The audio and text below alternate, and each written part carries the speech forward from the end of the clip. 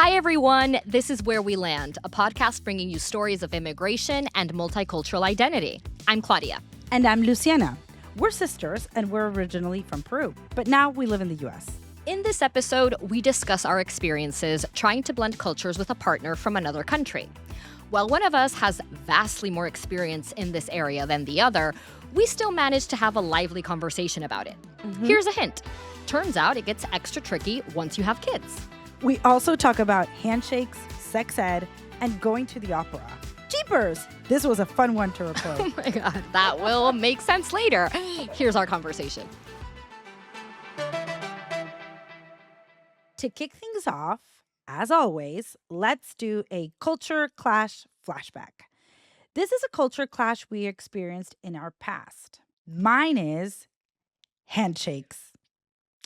Handshakes. Yeah. I'm a little confused by this one. Okay, Okay. explain. Handshakes feel so wrong still. They feel foreign. So in Peru, Europe, many places of the world, people say hello with a kiss on the cheek. In Peru, it's a kiss on the cheek, a peck. It could be like maybe in the air, like, you're not really touching, but like you make the gesture of like going. Yeah, you to make kiss the someone. sound. The mwah, someone on the cheek. Here, when I moved to the US as an adult and I was introduced to Americans, I would get the hand, like they would extend their hand to shake hands. It still happens to this day. Some people will, like, when you become friendly, super friendly with someone, you can give them like a little pat on the back.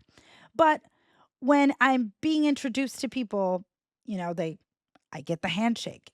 And for the longest time, it just felt so weird, especially, and this might be, I don't know, just because I experienced like a certain closeness with women, but it feels even weirder with women.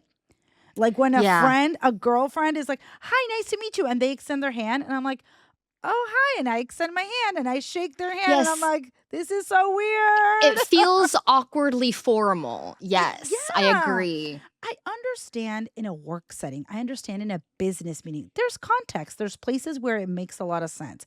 I guess it gives me just a bit of a cringe feeling in a social setting, especially amongst women. Yeah, it feels like a barrier. Like, oh, we're not going to be that close, I guess. I don't know. Also, you just reminded me while you were talking about like, oh, handshakes are so weird. We're so used to like the kiss on the cheek. To this day, I still have that awkward moment where it's like I'm being introduced to an American and I'm just in my Peruvian little head. Yeah. And they say, hi, Claudia, this is John, Claudia. And I will lean in and the dude will give me a hug because he doesn't know what else What to is do. she going for? Yeah. I know. Yes. And I'm like, oh, shit, I was going for the kiss. Yeah. Fuck. Did he notice? Yeah. And to be honest, like I remember when you were younger, it gave you the ick to give people kisses on the cheek. Like you did not like that. You did not like to say hi to people. And I see. Yes. Yeah. Like, do I want to go around and giving like, little pecks on the cheek to everybody that I see? No. It's also kind of like a bit of sometimes in Peru, like if you see someone across the street and it's like an elderly person who's friends with your parents and they will just like be really offended if you don't cross the street to give them a kiss on the cheek. And so yeah, you it's not gotta do enough it. to like wave hello, not enough. And I guess I've come full circle with the kissing thing because yes, as a child, I hated it. I have a distinct memory of there being a celebration in our house in Peru and all my mom and dad's friends were there and they were drinking and having fun. And I arrive and my mom was like, say hello. And in Peru, you have to give an individual kiss on the cheek to every aunt and uncle, quote unquote. Everybody. And there were like 30 people. Yeah. And I remember after I gave a kiss on the cheek to all the guests, I looked in the mirror because my face was itching and my cheek was like red and like clearly like agitated and it itched and I just washed my entire face. It felt gross. Yeah. And ever since then, I was like, whenever an adult would try to give me a like, oh, hi, little Claudia, and would try to give me a kiss on the cheek, my face would like lean back, lean back, lean back. And everyone noticed. Everyone told my Yeah. parents, like, your daughter is so misbehaved. Like, she doesn't want to say hi with a kiss. And I would get scolded for it. But I was like, no, I don't want to. Yeah, I I know. don't You're want like, no. germs. And look, yeah, and you know what? Yeah, maybe germs, you know? Like, Okay, so my culture class flashback is, get ready, boom. sex ed. Sex ed. That's Which right. one? Which one? Peru or Exactly. the US? No, Like, exactly. That's my entire point. So, okay.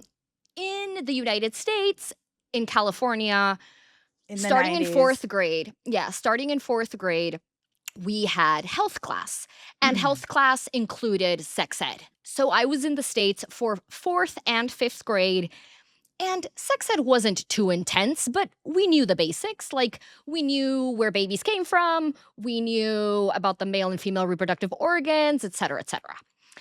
I even remember, like, they would make us watch these really corny videos. Like, I remember there was an educational music video that was like, to the tune of "Let's Talk About Sex," but the lyrics were changed. So it was like, "Let's talk about AIDS, baby. Oh, Let's I talk about remember HIV." this. Right? You have to have seen it remember too. this. Yes. Yeah, and it was like rolled up in the TV and the VHS player. exactly. And Right? like in the music video, there were all these kids singing the song, and they were like wearing oversized jeans and like oversized, like colorful hoodies and backwards caps. And I was like, this has got to this be is the on YouTube. corniest thing I've ever This seen. has got to be on YouTube somewhere. Yeah, it has to be, hopefully. Someone look it up. So that happened fourth grade, fifth grade. And then sixth grade, we're back in Peru. Oh, I know where you're going. And yeah. there was no health class on my curriculum. There was no sex ed. But of course, at that age, you're not like questioning your curriculum. You're just like, oh, these are the classes I'm taking this year, right? Didn't question it, didn't think even twice, didn't even notice, I think. Until I very quickly realized that my classmates knew nothing about sex ed at all. Mm-hmm. And I noticed because you're like, during I want to sing this recess- song. You guys don't know it. Oh my God. Yeah, that's what I was looking for. A buddy to duet with.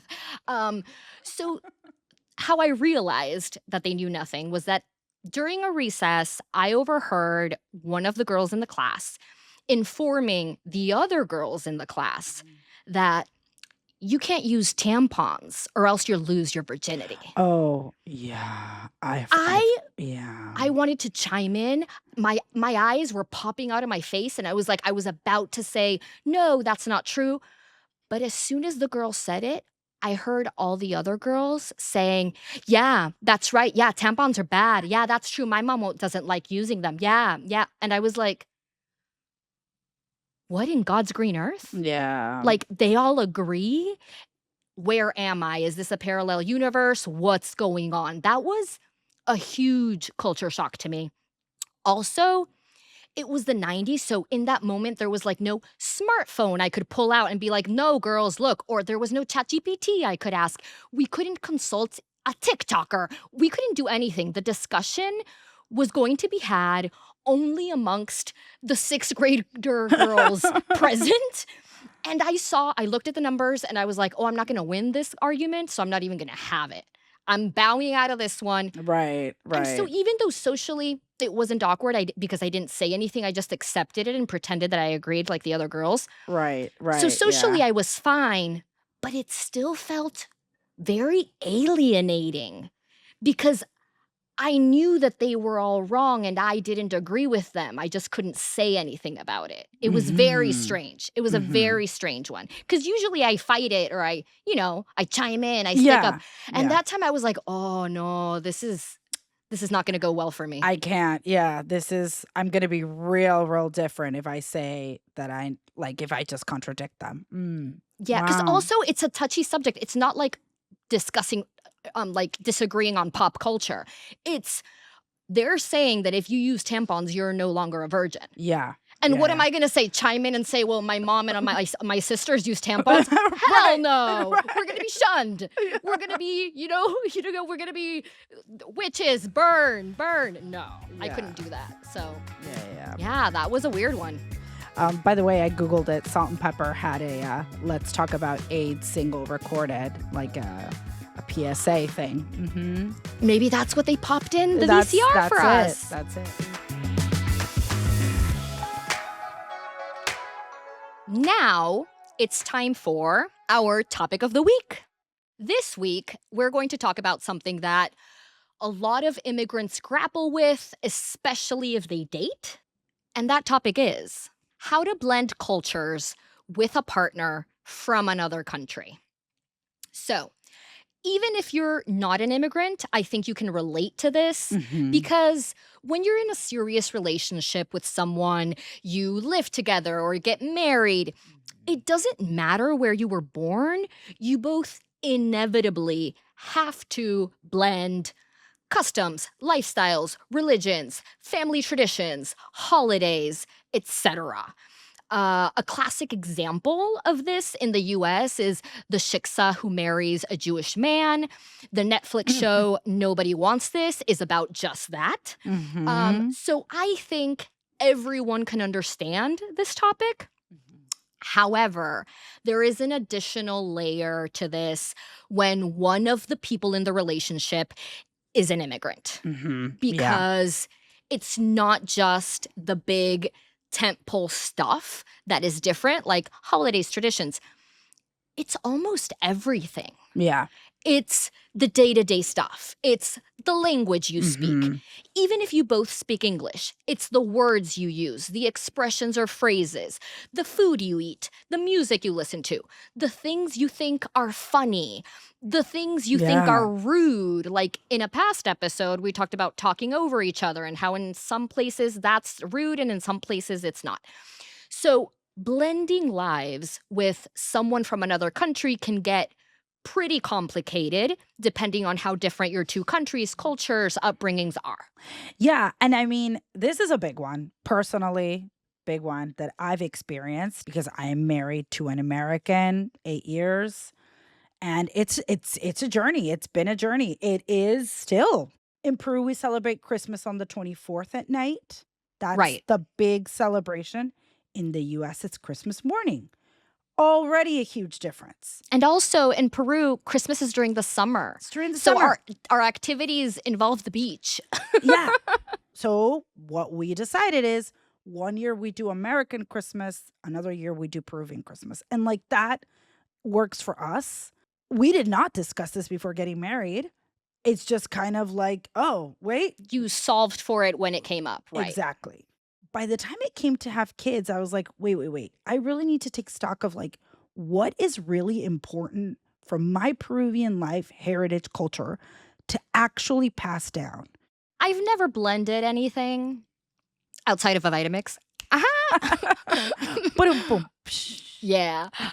My experience is quite limited on this one. I've never been married, never lived with a boyfriend, and it's been pretty intentional to a certain extent because I'm very protective of my life and my space, and I actually have a lot of fears around losing myself or not having enough room for myself within a Mhm. deeply blended together relationship. But we're not going to get into all of that today. Mhm. So sticking to blending cultures, I must say, I can see the appeal of both being with someone really similar Yeah. or someone really different. So, dating someone that's from Peru or the US will feel more familiar to me. Yeah. And that can be really lovely. Like, of course, depending on the particular subcultures they belong to within Peru or within the US, they'll feel more or less familiar to me. But for the most part, it would be slightly less of an effort, I Yeah. think, to 100%. blend. And that ease Mhm. can be very appealing. Yeah. But I also see the fun in being with someone from a completely different culture and background that I'm clueless about, that I don't have the slightest bit of knowledge in. And learning about it, and then creating our own little ad hoc blend of a life. Like, that Yeah. feels also, like, really nice to me, challenging, but I think, like, I like the idea that we can together create our own thing. Mhm. It's like the same part of me that really likes to take made up words or random phrases and start forcing them on my friends, you know? It's that same feeling of, like, making our own traditions. Um, but once again, these are, like, intellectual exercises for me. It's what I think I would like. You've you have actual boots on the ground experience with this. So, I have a question for you, Yeah. which is, what's been the trickiest part, children aside? I'm talking right up until before you had them. What was the trickiest part of blending your life with your husband, or even when you guys were just dating? Like, what was the most challenging thing, you think? Okay, so our family in Peru is a little bit more boundaryless. Yes. We do longer stays. We talk over each other. We're Yes. loud.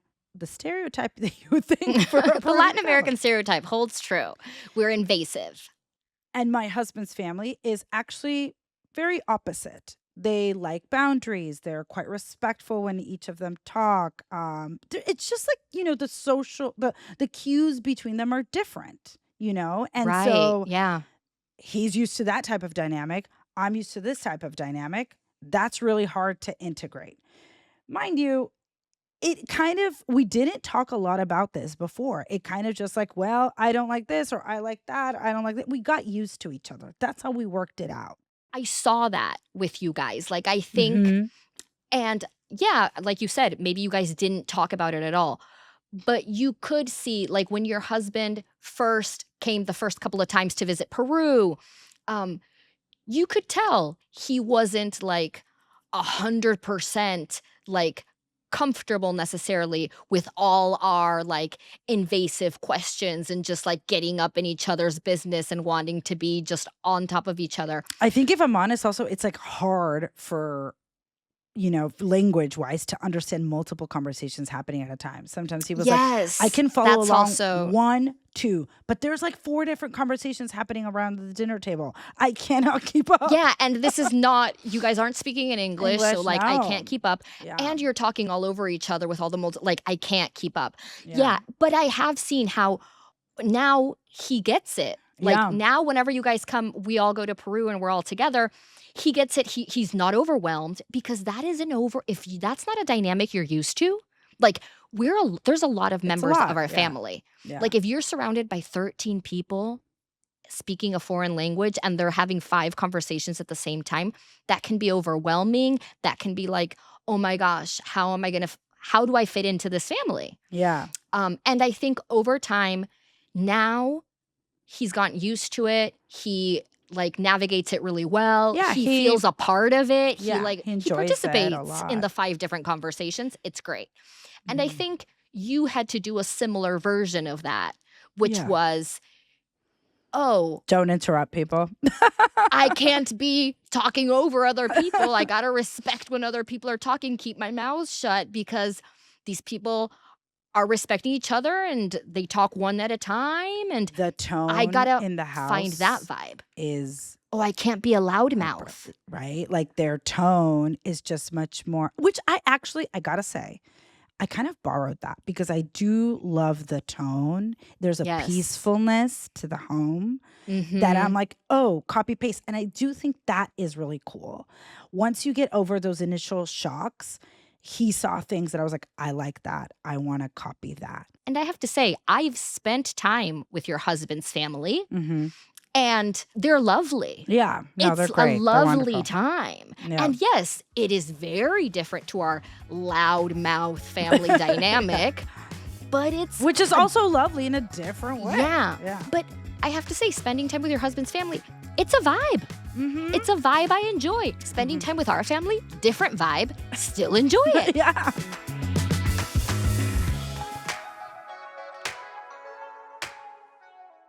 It's time for current faves. This is a segment where we share something, either Peruvian or American, that we're currently loving, craving, missing. Okay, I think you're going to make so much fun of me right now. I love it. This is my favorite kind of thing. My thing this week is a word.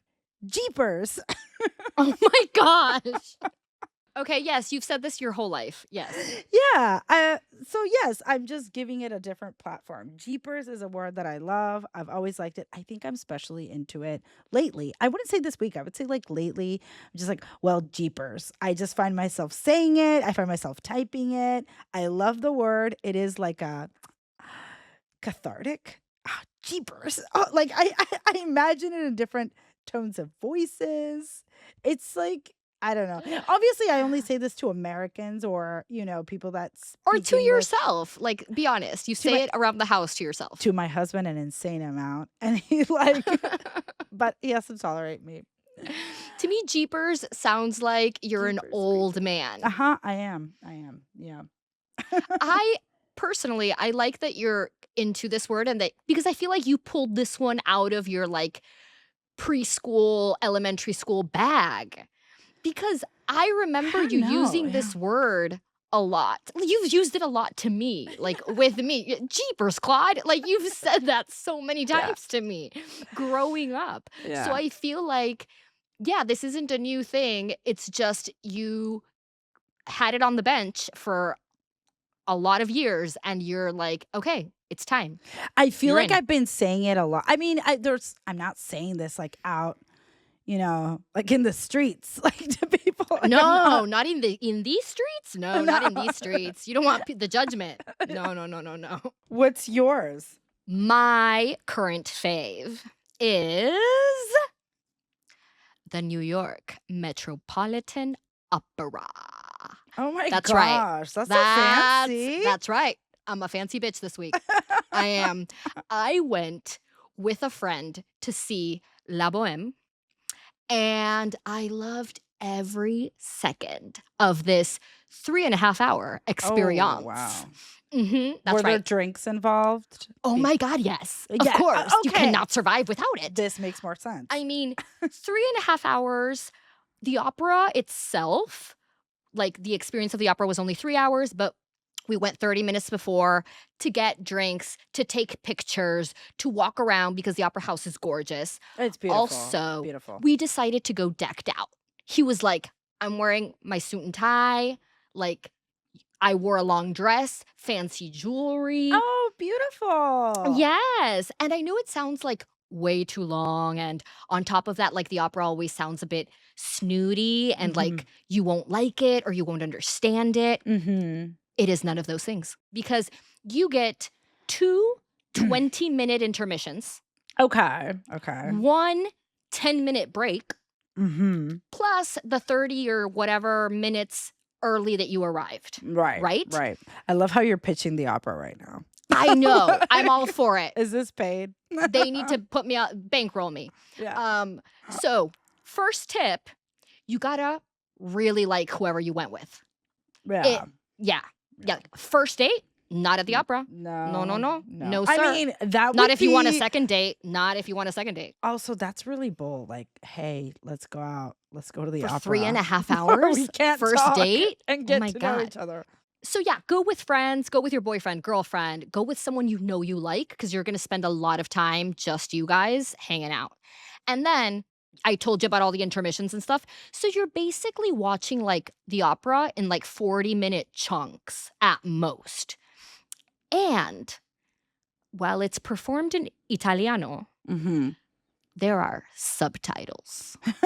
Okay. How, you might ask? How are there subtitles in a live in-person event? The seat in front of you, bitches. The back of the seat in front of you has like this no glare, no light emitting screen. Wow. And you can choose the language of your subtitles. I was fascinated with this thing. I looked like a caveman who had just discovered fire. I was like, oh my God. Did you notice? Because there was no light. Like everything was still pitch dark, but you could perfectly see the screen in front of you.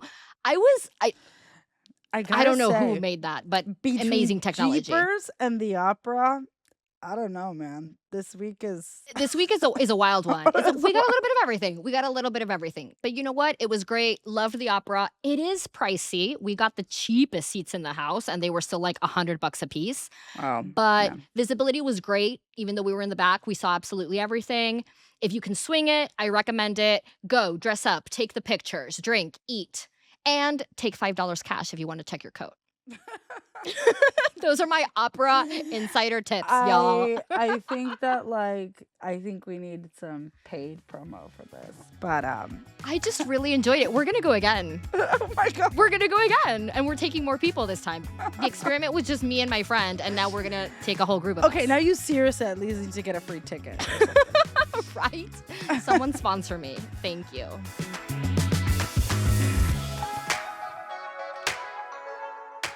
So, how did this land for you? When we were talking about blending cultures with a partner, something we didn't zero in on is the adjustment period between first being exposed to a culturally different aspect of your partner Yep. and then like finally accepting it or embracing it or deciding like how much or how little you want to take it on yourself, right? Yep. And that acceptance isn't automatic. Like when No. you first learn that your boyfriend's family takes an ice fishing trip every January, you might think to yourself, I don't know if I want to do that every January. So there's a period of time there when you're going to grapple with this new cultural aspect you've discovered, and you're going to question, is this something I even like? Do I want to incorporate this into my life? How often? Or is this going to be something that like he continues to do on his own? He gets his bonding time in, and that's it. I think in this period of time is when it can get tricky for your relationship if both of you don't navigate that period of time carefully.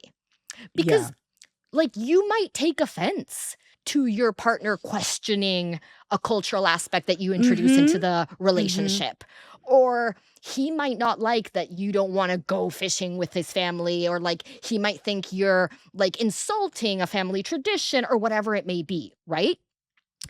So I want to focus in on this because I've definitely been on the receiving end of this. And I've also like put my foot in my mouth more than once, you know? Right. Because I didn't handle it properly. So I just want to like, maybe we can share a couple of examples if one comes to mind. I definitely have one in mind, which is when I was dating this guy in Peru. Very early. Like, this was not a very serious relationship at all. We weren't dating for that long. But he said something. Like, we were at this, like, we were getting drinks with friends. And someone brings up bullfighting. Yeah. And Which is says, very big in Peru. It's a big thing in Peru, in the coast of Peru specifically.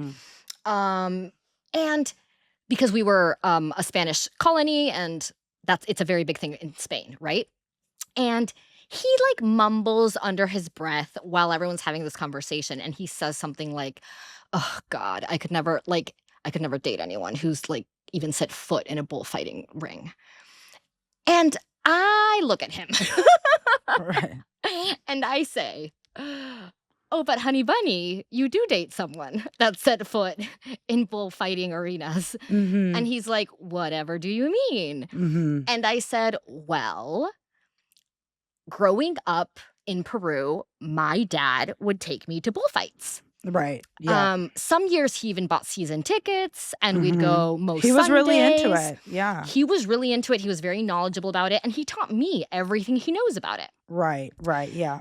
And he's like, "Wait, do you still go?"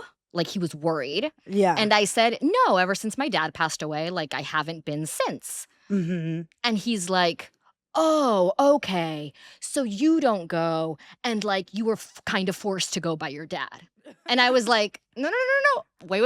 I didn't say that. I wasn't forced to go against my will. It wasn't like I was protesting and I hated every second of it. Like, no. This was an activity that bonded me with my dad. Like, And yes, I haven't gone since because it was never my thing. I never loved it. It was his passion. He shared it with me, but I did enjoy every single Sunday that I would go with him. It was a great bonding experience with him. Um, and so yeah, and it's like, when you date someone and they're, like, really into baseball, and so Mhm. for however long you date, you're into baseball and you're watching the games with them and you're even Right. knowledgeable about some of the players and the, like, narratives around the sport at that time, and then the second you stop dating, you're, like, back to not being a baseball fan because you Right, never really right, were. I'm like, it's kinda like that. It's something he shared with me because he loved me, and I enjoyed myself thoroughly, right. well, while we spent that time together. But no, it's not something that I took on into my own personal Yeah, identity and, no. And yeah. he was conflicted. Um, Mhm. we didn't eventually break up because of that, but it was definitely a thing, and Cause of tension. It was a yes, sore and it subject. really Mhm. did show me that when I heard him, I was like, "Oh, I wouldn't." Like, he can have all the feelings he want, but I did not like how he handled that Yeah. situation. He Yeah. he came in very close-minded, ready for the kill, ready to, like, judge, and I was like, "Oh, if I ever run into something with a boyfriend that I don't like at first glance, this is not the way to ask about it." Right. I am so excited that you bring this up because I was actually thinking about the same thing, so we're really synced up on this. Okay. I thought about how the excitement of something different can be very appealing and like really, this is so different, this is so exciting, this is so new. Also in the beginning, I mean, there's so much excitement in you with everything. You're like, yay, Yeah, you're like discovering a new person. I'm in like so in love with in this new relationship. I'm so happy. And so there's all these things. When the dust settles and that novelty kind of wears off, I think that like it's yeah, probably pretty normal to feel maybe bothered, annoyed that this person doesn't get the sense of humor that you grew up with, that you have to explain Mm. something that is so yours that you're like, how do you not know this? Explaining yourself to your partner is the worst. There's a Right? po we get Like, I don't know what happens, but when the serotonin wears off, we get to a point where you're like, "Read my fucking mind, or mind, else why are yeah, you dating me?" yeah, and also Which like is a ridiculous ask. yeah, and then like with time, it's like with the language, like I mean, I am very grateful that my husband did like already know Spanish, but also, took more classes on it when we were together, practiced it, really made an effort because explaining, being the translator in when I go to like that's not something I would want to do. Oh, that's not a fun I role. I want to be there and enjoy my time and I don't want to be translating. I also don't want to be yeah, so I'm just very grateful for that aspect. But Also, because it forces you into this position of, like, hand-holding this yeah, new person, and you just kinda wanna be like, "You know what, buddy? You need to swim. You can't sink right now. I'm not gonna be your floaty. You need to swim." but I think that I've had to be also with time, with years, be very real and accept that he is truly different, comes from a different background, Mhm. and there are things that he won't possess, like Peruvian things that he doesn't have or, and like Right. and that's it. That's and it's That's not not gonna coming. change. Yeah. That's not gonna change. And with him too, like, you know what? Maybe he's like, well, maybe Luciana will always just be someone who kind of interrupts you a little bit. You know? Yeah, he's gotta Like make his peace. maybe Luciana will always be just a little bit louder. And maybe my husband will always be like a bit more chill. For me, I've just had to be very honest that that is the way that things are. And that does take time. Like I like that word. I like the word honest because it's being honest with yourself of being like, mhm. stop waiting for something to change, just accept it. And you know what? To close off this section, I I feel like I have to level the playing field a little bit.